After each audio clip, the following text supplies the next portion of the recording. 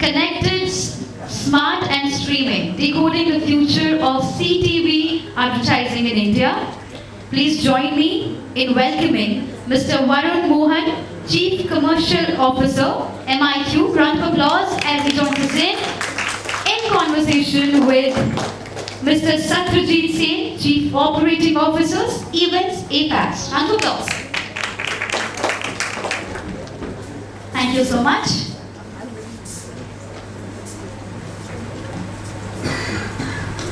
Hello everyone.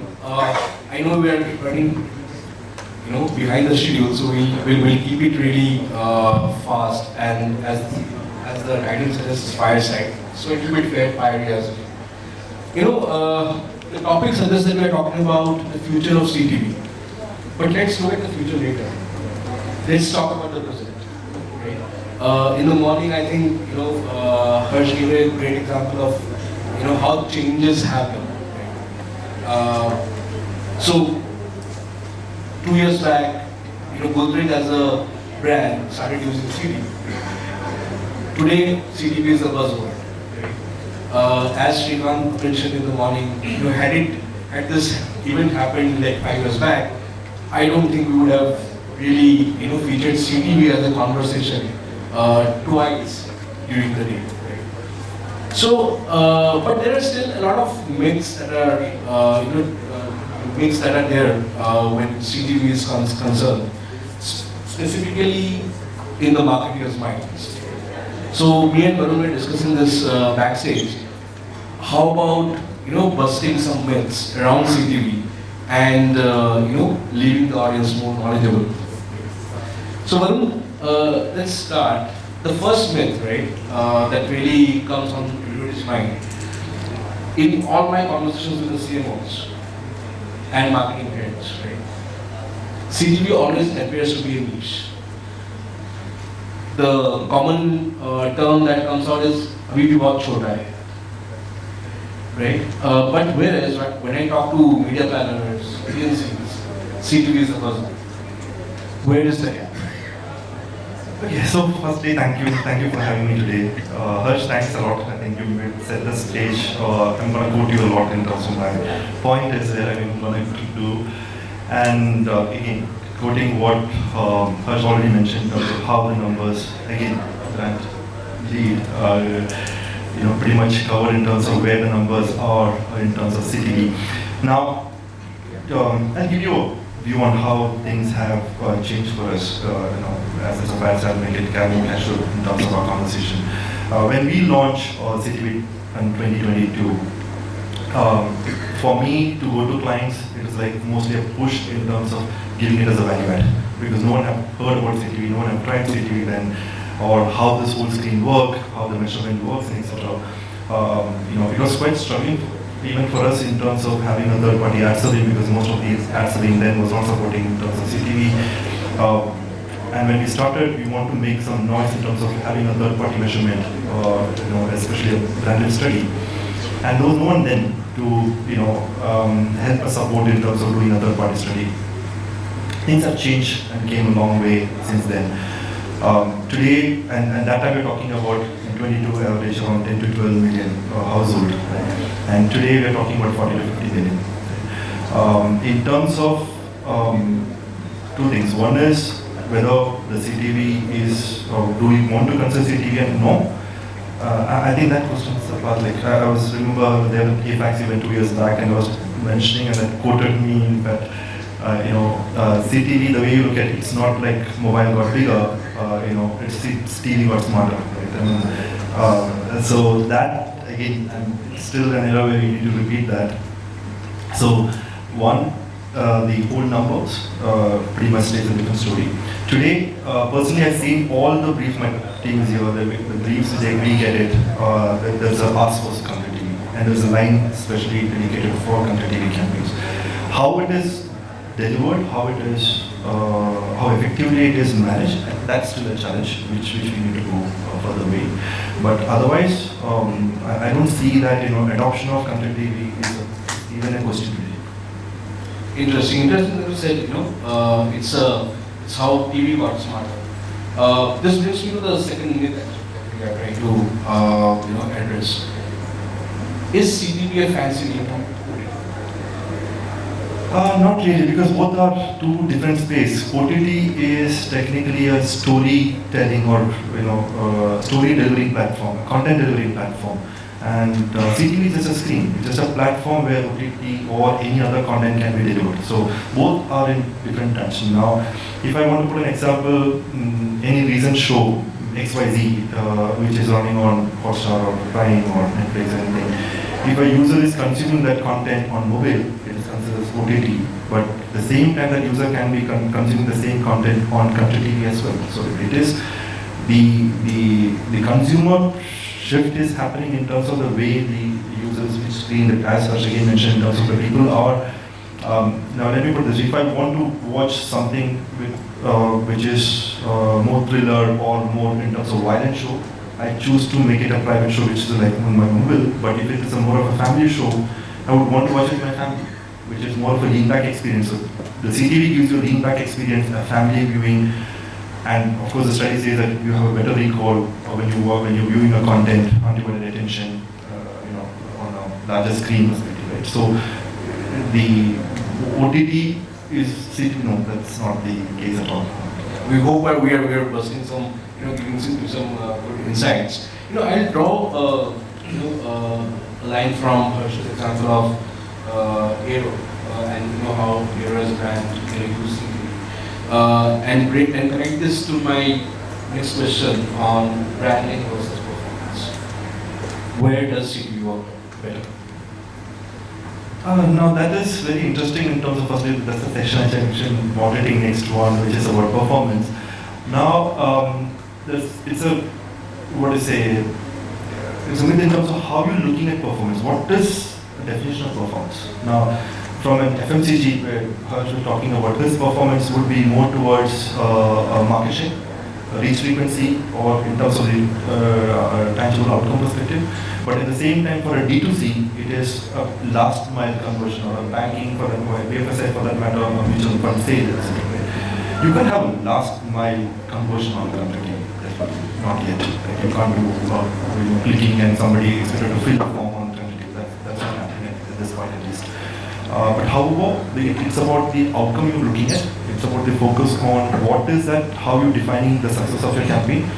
Now, what is your expectation out of what you're planning to spend your monies?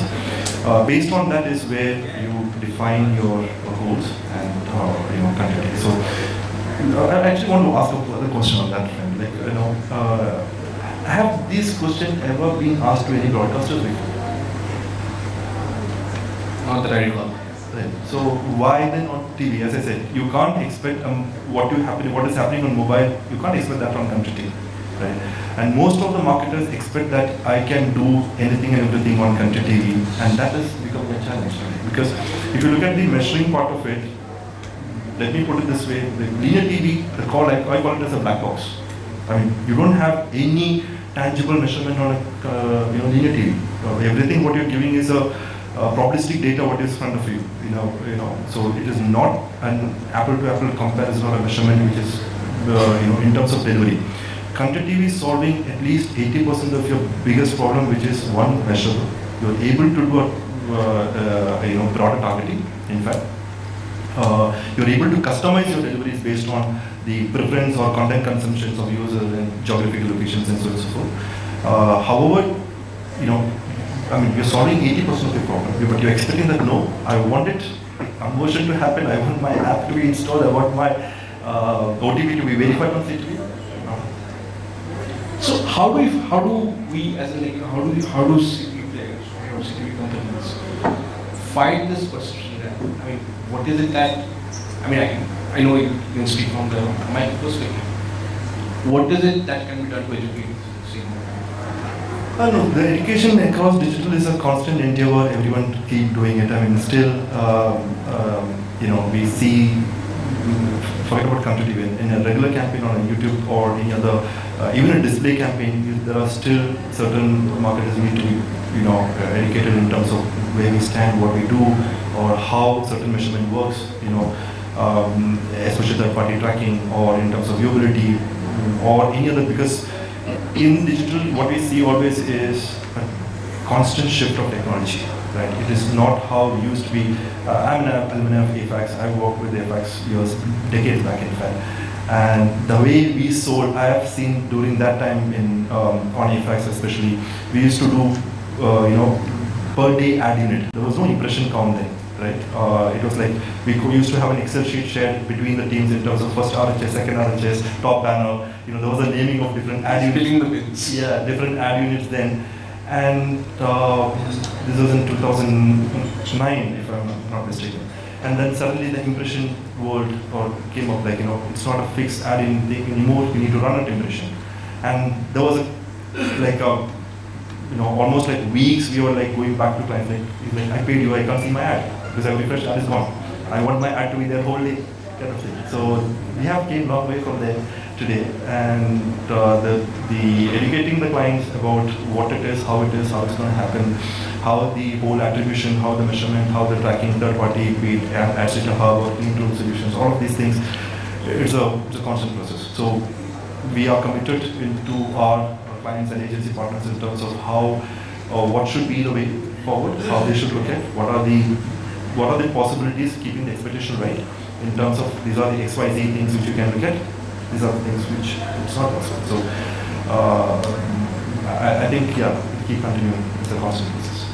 So another perception, and I think Harsh's mentioned, there was a slide which showed that consumption of digital is more towards non-efforts.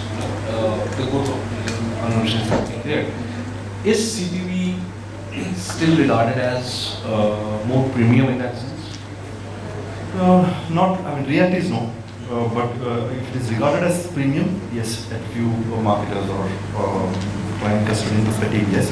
Now, it brings me back to my school days where, I remember the mobile used to be like incoming 29 rupees, outgoing 25 rupees kind of thing, where, post-pager, pager era, it gone to mobile. It used to be the very premium where only the affluent of affluent only had the mobile, because you're paying 29 rupees for an incoming call. That was BPL Mobile, and Escort, a couple of other telco networks used to be there, right? Today we are talking about almost all the calls are free. We are talking about almost, as per TRI data, it's 1 billion mobile subscribers in India, average around 850 million internet users, right?